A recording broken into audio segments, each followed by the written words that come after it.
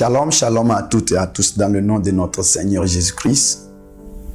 C'est toujours une très grande joie pour moi de partager avec le corps de Christ les révélations, les mystères cachés que Dieu a réservés pour ce moment particulier, pour la manifestation de la gloire des enfants de Dieu.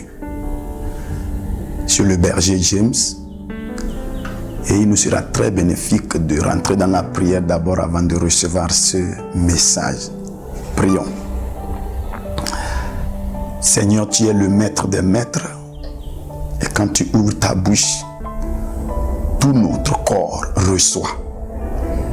Non pas seulement le son qui sort, mais la vie sort. Notre esprit reçoit de toi. À l'heure là, nous sommes dans une soif intense et notre attente ardente, c'est que tu parles. Parle-nous. Nous allons écouter. Au nom de Jésus-Christ. Amen. Je voudrais partager ce secret avec le corps de Christ que j'ai intitulé l'adresse de Dieu. L'adresse de Dieu. Vous savez, nous tous, nous connaissons Dieu, nous l'adorons, nous l'invoquons. Et le problème, c'est où il se trouve. Dieu se trouve où? Quelle est l'adresse de Dieu? Si quelqu'un vient auprès de toi pour te dire, conduis-moi vers ton Dieu, que tu adores chaque jour, est-ce que cela sera un problème pour toi? Ou bien ça sera facile pour toi? Nous avons remarqué quelque chose aujourd'hui. Les chrétiens adorent un Dieu qu'ils ne connaissent pas où il se trouve. Il se trouve où? Jésus-Christ dit, lorsque vous priez, dites, notre Père qui est dans les cieux. Ce qu'on appelle par cieux. S'il est au ciel que nous voyons, alors les astronautes sont capables de le voir là-bas. C'est quoi nous appelons les cieux. Alors, il va falloir atteindre un certain niveau donné dans notre maturité spirituelle pour se poser cette question-là. Le Dieu que j'adore là, c'est où il se trouve d'une manière que si je le cherche, peu importe quand, peu importe comment, je vais le retrouver.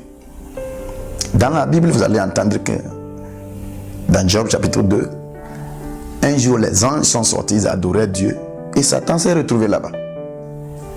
Satan connaît le chemin et il est allé auprès de Dieu. Et nous les chrétiens, personne n'est jamais allé là-bas. Adam a péché et on l'a chassé du jardin d'Éden. Et jusqu'alors, on ne sait pas où se trouve ce jardin d'Éden. Dans ces derniers moments, non pas seulement nous allons connaître vraiment qui est notre Dieu, mais nous allons aller au-delà, connaître où il se trouve, quelle est son adresse. C'est lorsque nous avons l'adresse de Dieu que nous pouvons conduire les païens vers ce Dieu-là.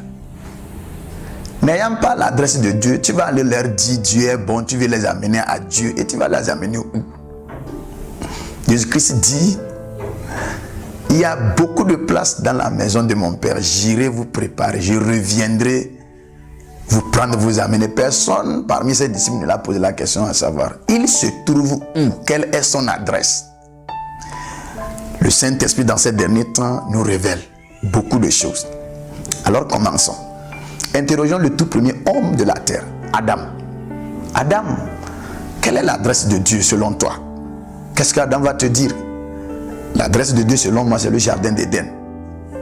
Et nous allons vouloir aller dans le jardin d'Éden pour voir Dieu. Et malheureusement aujourd'hui, depuis que Dieu a chassé Adam du jardin d'Éden, il a placé un chérubin à la porte. On ne sait pas où se trouve ce jardin-là. Peut-être, nous allons rencontrer Enoch, nous allons lui poser la question à savoir, Enoch, on a entendu parler que tu as marché avec Dieu. Quelle est l'adresse de Dieu?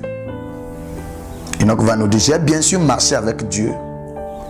Mais il s'est fait que un jour, je me suis retrouvé quelque part, je ne connais pas le chemin. Enoch ne peut pas nous donner l'adresse. Alors quittons d'Enoch. Allons-y à Noé. Noé, tu crois que l'adresse de Dieu se trouvera où? Qu'est-ce que Noé va nous dire? C'est dans l'arche que j'ai bâti. C'est là-bas que je le voyais. C'est là-bas qu'il me parlait. Où est le bateau de Noé aujourd'hui? Et Abraham, qu'est-ce qu'Abraham va nous dire? Qu'est-ce qu'il connaît de l'adresse de Dieu? Abraham va nous dire, ah Dieu, lorsque je bâtis un autel, je mets un sacrifice là-dessus, Dieu vient. Alors, est-ce que les autels sont l'adresse de Dieu aujourd'hui? Si c'était le cas, les païens devraient avoir Dieu chez eux. Alors, Moïse, peut-être lui, il nous dira quelle est l'adresse de Dieu. Moïse va nous dire, allons sur le mont Sinaï, c'est là-bas que je l'ai vu. Aujourd'hui, le mont Sinaï est dans la main des païens. Alors, si nous continuons la liste, nous allons parvenir à des adresses qui ont vraiment été des adresses momentanées selon leur temps. Mais aujourd'hui, l'adresse où nous pouvons voir Dieu, c'est où? Quelle est l'adresse de Dieu? C'est simple de connaître l'adresse de Dieu. Et l'adresse de Dieu est simple. Mais puisque nous ne savons pas que c'est là l'adresse de Dieu, nous n'avons jamais osé chercher Dieu là-bas. Nous ne sommes jamais allés là-bas pour voir Dieu. Et Dieu est là-bas et nous le cherchons ailleurs. La vraie adresse de Dieu, c'est quoi? C'est ton corps. Le corps humain est l'adresse de Dieu. Le corps physique, que certains religieux appellent la chair. Ton corps n'est pas la chair. Ne change pas le nom de l'adresse de Dieu en ce qu'on appelle chair. Chair et sang. Le corps de l'homme. Le plus grand mystère de la terre, c'est le corps humain. Les anges étaient jaloux lorsque Dieu a façonné ce corps-là. Ce corps-là est très important, que la parole qui a créé toutes choses n'a pas pu créer le corps. La parole a été faite chair. Elle a été faite corps.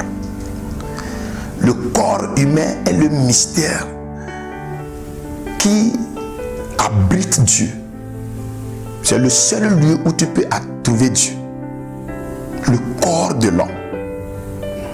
Le corps est très important et lié directement à Dieu d'une manière que lorsque Moïse est mort, Satan est descendu pour réclamer son corps. Le corps est très important que pour démontrer que Jésus-Christ avait Dieu avec lui, c'était la résurrection de son corps. Il n'a pas permis que ce corps-là voie la corruption. Alors, si nous ne trouvons pas Dieu dans notre corps aujourd'hui, ça veut dire que nous avons amené ce corps-là dans une autre dimension où nous avons perdu la présence de Dieu. Le corps humain est l'adresse de Dieu. La Bible le dit, notre corps est le temple de Dieu et l'Esprit de Dieu habite en nous. Quand nous parlons de cela, nous ne parlons pas seulement Dieu peut venir dans notre corps. Où se trouve actuellement Dieu? Dieu n'est pas au ciel. Il n'y a pas un ciel quelque part. Le ciel, ce n'est pas une position dans l'espace. Le ciel dépasse l'espace. Le ciel, c'est une dimension. C'est un rêve. C'est une position spirituelle. Alors le ciel n'est pas en haut, le ciel n'est pas en bas. Le ciel n'est pas loin de nous. Le ciel, c'est nous. La preuve, Jésus-Christ dit, le royaume des cieux ne vient pas d'une manière qu'on dise, il est là, il est ici. Car le royaume des cieux est en nous.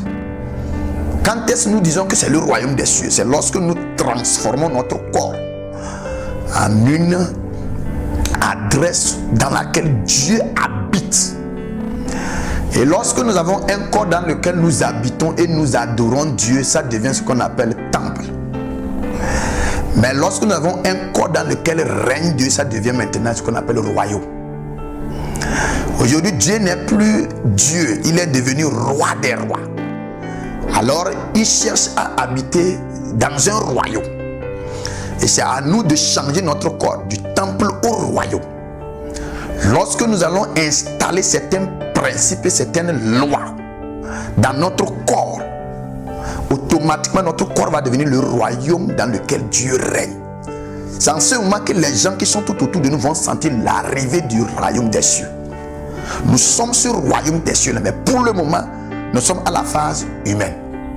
Et nous devons quitter de la dimension humaine, aller à la dimension temple, quitter de la dimension temple, aller à la dimension royaume. Dans Isaïe chapitre 6, la Bible dit que la mort du roi Uzziah, il a vu l'Éternel. Il était où? Il était au sommet. Et le temple était en bas et le pan de ses habits, de sa robe remplissait le temple. Alors quand tu vois un temple au-dessus duquel il y a le trône de Dieu sur lequel Dieu est assis, le temple là cesse d'être temple, il devient royaume. Alors dans ces derniers temps, Dieu ne vient pas pour des chrétiens, il vient pour des rois. Parce qu'il vient comme roi des rois. Et tu dois comprendre que tu dois être l'adresse de Dieu. Faire tout et tout pour que tu commences par refléter l'atmosphère qui se trouve au ciel là où il est. Tu dois faire tout et tout, changer ton corps en une atmosphère spirituelle où Dieu se sent à l'aise en toi. Il ne se sent pas comme agneau, il se sent maintenant comme roi des rois et seigneur des seigneurs. Notre corps est le temple de Dieu. Et le trône de ce temple, le trône dans ce temple-là, c'est notre cœur. Qui est assis sur ce trône-là, le Dieu qui est assis sur le trône de notre cœur s'appelle l'amour. Quand l'amour règne dans le cœur d'un homme, automatiquement Dieu est là-bas. Car la Bible dit, Dieu est amour. Dieu rentre dans notre corps comme amour. Alors dans ces derniers temps, le Saint-Esprit veut que tu comprennes que tu es l'adresse de Dieu. Et si on cherche Dieu, on ne le trouve pas. Au fait, c'est toi qui empêche les gens de le retrouver. Tu dois comprendre que tu es l'adresse de Dieu. Et si tu es l'adresse de Dieu, tu dois faire tout et tout, manifester la présence de Dieu. Manifester la gloire de Dieu. Tu dois atteindre une certaine dimension donnée où même si tu passes et tu parles, les gens entendent cette voix. Ils doivent se poser la question, qui a parlé? Et pourtant c'est toi. Ils voient un homme, mais ils ne vont pas croire que c'est un homme parce que ta voix a été métamorphosée à la voix divine. La Bible dit la voix de Dieu est majestueuse. Nous devons atteindre une dimension donnée où ces trois choses-là sont impactées. Notre voix, notre image et notre manifestation. Notre voix doit devenir la voix de Dieu. Notre image doit être remplie de la gloire de Dieu d'une manière que quand on nous regarde comme Moïse qui revenait de la montagne de transfiguration, quand les Israélites le voient, ils n'arrivaient pas. Et Moïse était obligé de prendre le voile caché sur sa face. Nous devons atteindre une dimension d'émanence. Nous allons refléter une certaine gloire. Et lorsque nous voulons faire quelque chose, on doit voir Dieu en train de faire ça. Alors je voudrais que tu comprennes que tu es l'adresse de Dieu. Aujourd'hui, où se trouve Dieu, Dieu se trouve en toi. Et tu dois permettre que les gens sentent Dieu là en toi. Et voilà le chemin par lequel tu transformeras simple ce corps-là en l'adresse de Dieu. Et les gens viendront désormais voir Dieu en toi. Avant que Dieu ne nous prenne et nous amène au ciel, comme la Bible le dit, il va falloir que nous prenions Dieu du ciel amener sur la terre ici. C'est ce que Dieu a voulu lorsqu'il a créé Adam. Ça. Nous devons être capables de déloger Dieu du ciel, l'amener sur la terre ici. Il va résider en nous, changer le monde entier. Et c'est ce qu'on appelle l'enlèvement. Alors tu dois comprendre que je suis l'adresse de Dieu. Mon corps là est l'adresse de Dieu. Il y a tout dans ce corps là que si je comprends et j'utilise bien, les gens vont commencer par voir Dieu à travers ce corps là. Je prie en ce moment pour toi, Père. Ça peut être qu'une maladie est en train de dominer dans ce corps, un souci, une amertume, ton cœur est brisé. Tu es en train de traverser des situations qui cherchent à te minimiser, à te réduire en un rien. Mais puisque tu es l'adresse de Dieu, je prie et je proclame que Dieu repossède ce corps-là. Je demande que la présence du Saint-Esprit descende sur toi, reconquérir ton corps, qui est le tout premier territoire dans lequel Dieu veut se manifester. Je prie et je lève mes mains du berger. Je commande en ce moment que la verge du berger parle en ta direction. Toi qui as perdu le chemin, tu reviens sur le chemin. Le ciel, c'est toi. L'adresse de Dieu, c'est toi. À partir de maintenant, expérimente l'intimité de Dieu. Au nom de Jésus-Christ. Je suis l'adresse de Dieu. Tu es richement béni. Shalom.